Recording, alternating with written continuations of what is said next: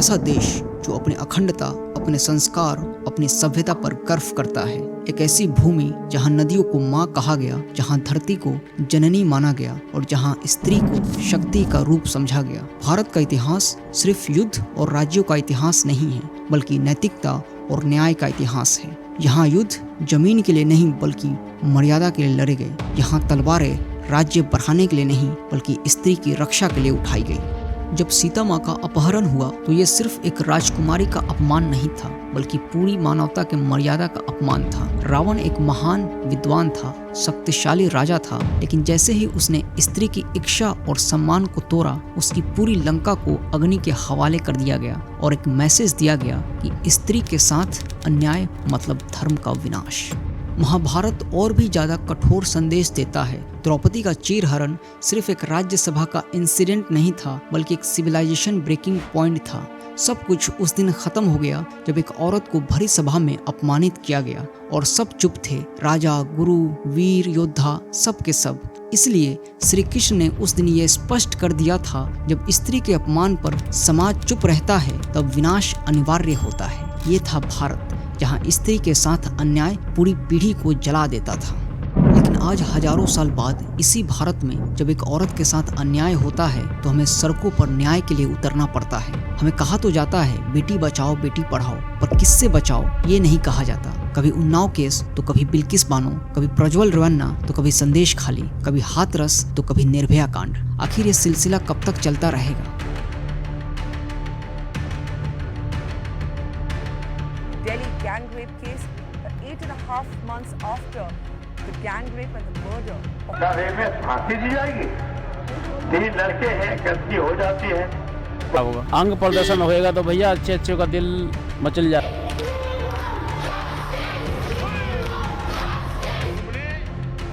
बेटी बचाओ बेटी पढ़ाओ अभियान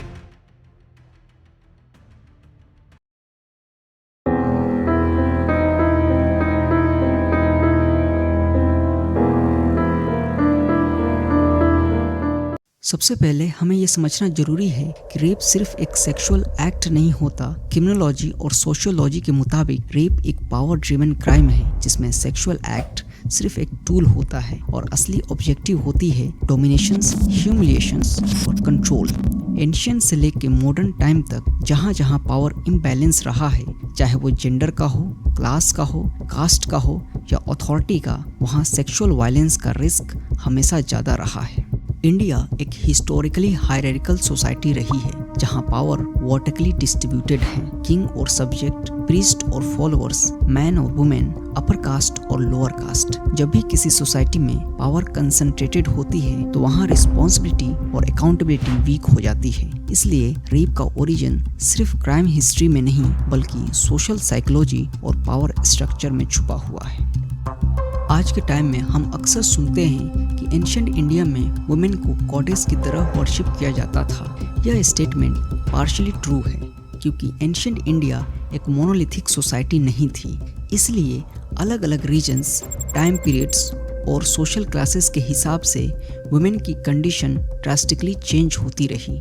अर्ली वैदिक एरा में कुछ टेक्स्ट और रेफरेंसेस यह सजेस्ट करते हैं कि एलीट वुमेन को एजुकेशंस, डिबेट्स और रिचुअल्स में पार्टिसिपेशन मिलती थी, जिसमें गार्गी और मैत्री जैसे नाम हमें देखने को मिलते हैं। लेकिन यह प्रिविलेज सिर्फ एक टाइनी अपर क्लास माइनॉरिटी तक लिमिटेड था।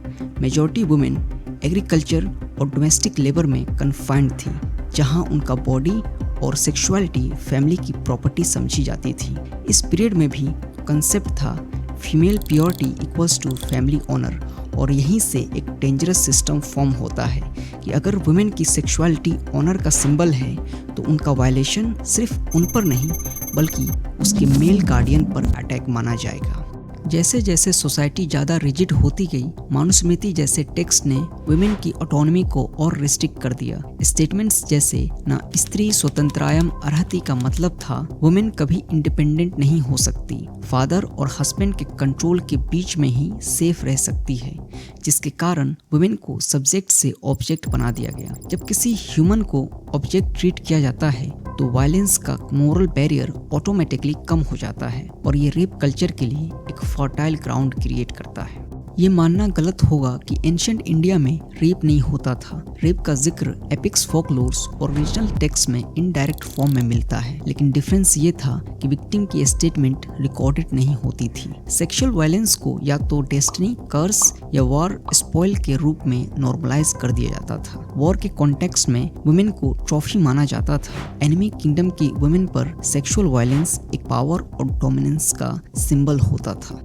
इसलिए राजपूत किंगडम में जौहर प्रथा शुरू हुआ ताकि एनिमी द्वारा कैप्चर और सेक्सुअल अब्यूज ना हो, क्योंकि इन्वेजन के दौरान सेक्सुअल वायलेंस की चांसेस काफी ज्यादा होती थी। मिडिवल इंडिया एक फ्यूडल, मिलिटराइज और डीपली पेट्रियार्कल सोसाइटी थी। इस पीरियड में वुमेन की सिक्योरिटी का बर्डन उनकी मोबिलिटी रिस्ट्रिक्शंस पर डाल दिया गया। कंसेप्ट्स जैसे पर्दा सिस्टम जो सेफ्टी के नाम पर कंट्रोल का मैकेनिज्म बन गया, और यहीं से एक डेंजरस नैरेटिव डेवलप्ड होता है, if women stage invisible she stage safe. इसका रिजल्ट ये हुआ कि जब वायलेंस होता है तो ब्लेम अटैकर पर नहीं बल्कि वुमेन की प्रेजेंस पर आता है।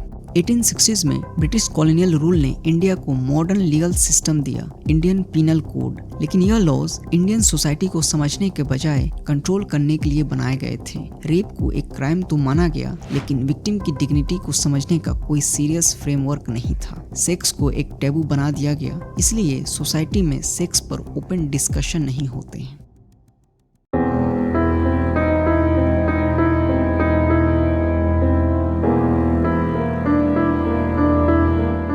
इंडिया में एक बच्चा जब पैदा होता है तब उसके जेंडर के साथ ही एक्सपेक्टेशन भी पैदा हो जाती है। अगर लड़का है तो उसे कहा जाता है मर्द बनो, बाहर जाओ। अगर लड़की है तो उसे कहा जाता है संभल के रहो, ज्यादा मत बोलो, घर की इज्जत तुम्हारे हाथ में है। यह एक माइंडसेट प्रोग्रामिंग है जिसमें लड़के को फ्रीडम मिलती है एक्सपेरिमेंट करने की, घर लेट आने की, गुस्सा में बोलने की, गलती करने की, लेकिन लड़की को बचपन से ही बाउंड्रीज दिखाई जाती है, कौन से कपड़े पहनने हैं, किससे दोस्ती करनी है, कहाँ जाना है।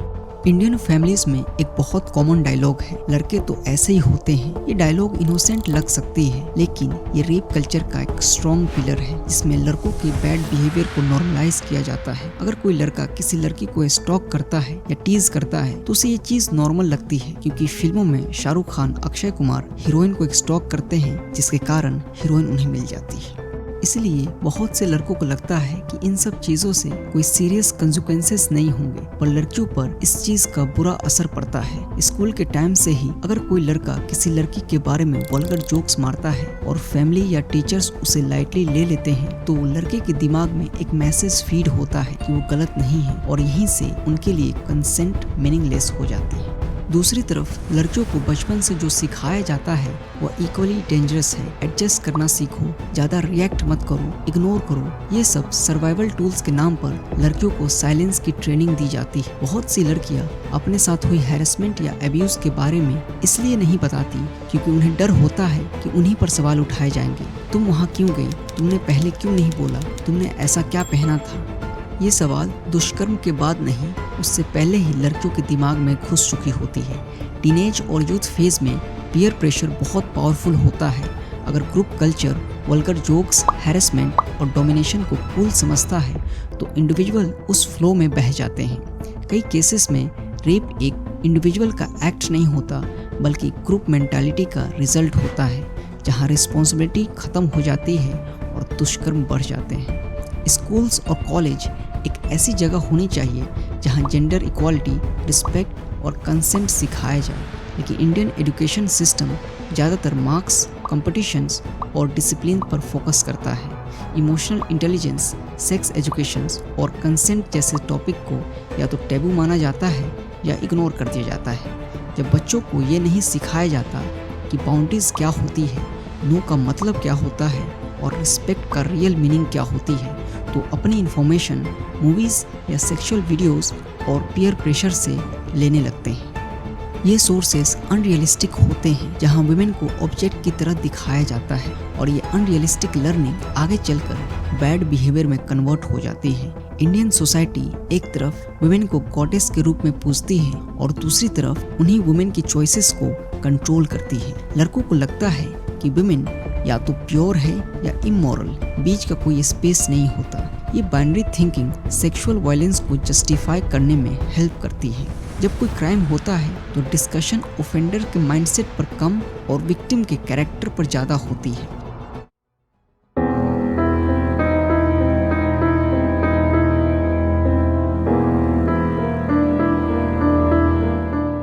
इंडिया में रेप लॉज थियोरेटिकली काफ़ी स्ट्रॉन्ग हैं। आईपीसी का सेक्शन, डेथ पेनल्टी जैसे प्रोविजन सब सुनने में पावरफुल लगते हैं। एक रेप केस तब तक सिर्फ एक नंबर होता है जब तक पुलिस एफआईआर रजिस्टर नहीं करती, लेकिन ग्राउंड रियलिटी ये है कि कई बार एफआईआर करवाने से पहले ही विक्टिम को डिस्करेज किया जाता है। पुलिस सिस्टम थियोरेटिकली इंडिपेंडेंट होते हैं, लेकिन प्रैक्टिकली वो पॉलिटिकल के कंट्रोल में होती हैं। ट्रांसफ़र, प्रमोशन, सस्पेंशन सब पॉलिटिकल पावर के हाथ में होते हैं। इसका डायरेक्ट इम्पैक्ट रेप केसेस पर पड़ता है। अगर एक्यूज्ड किसी पावरफुल फैमिली से हो या किसी पॉलिटिकल पार्टी का वर्कर हो या लोकल स्ट्रॉन्गमैन हो तो पुलिस का बिहेवियर तुरंत चेंज हो जाता है। कई केसेस में इन्वेस्टिगेशन डिले होती है, एविडेंस मिस हैंडल होता है या डेलिबरेटली वीक चार्जेस लगाए जाते हैं। ये कोई कोइंसिडेंस नहीं है, यह सिस्टमैटिक प्रेशर का रिजल्ट होता है। जब पुलिस को पता होता है कि एक्यूज्ड पॉलिटिकली कनेक्टेड हैं तो विक्टिम के साथ एम्पैथी कम और सेल्फ प्रोटेक्शन ज़्यादा होती है। जैसे अंकिता भंडारी केस में हुआ, पुलिस विक्टिम को जस्टिस दिलाने के बजाय उन प्रोटेस्टर्स को रोक रहे थे क्योंकि जो एक्यूज्ड है वो पॉलिटिकली कनेक्टेड था। जब भी कोई हाई प्रोफाइल केस होता है, पॉलिटिशियन कैमरा के सामने आकर स्ट्रॉन्ग स्टेटमेंट देते हैं, हम स्ट्रिक्ट एक्शन लेंगे, देश शर्मिंदा है, जस्टिस मिलेगा। लेकिन ग्राउंड लेवल पर वही पॉलिटिशियन अपने party workers, caste vote banks और लोकल इन्फ्लुएंस को बचाने में लग जाते हैं। जैसे राम रहीम जो रेप केस में कन्विक्टेड है, वो अब तक 15 बार पैरोल पर बाहर आ चुका है ताकि किसी खास पार्टी के लिए इलेक्शन कैंपेन में शामिल हो सके। पॉलिटिशियन ये देखते हैं कि विक्टिम के पास वोट पावर है या नहीं।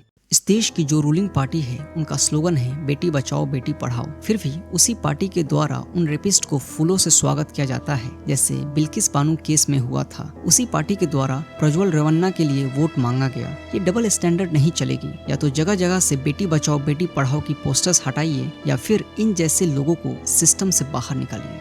इन केसेस में भी ये देखा जाता है विक्टिम किस धर्म की है, किस जात की है। यहाँ भी हिंदू मुस्लिम कर कर एक दूसरे पर ब्लेम करते हैं।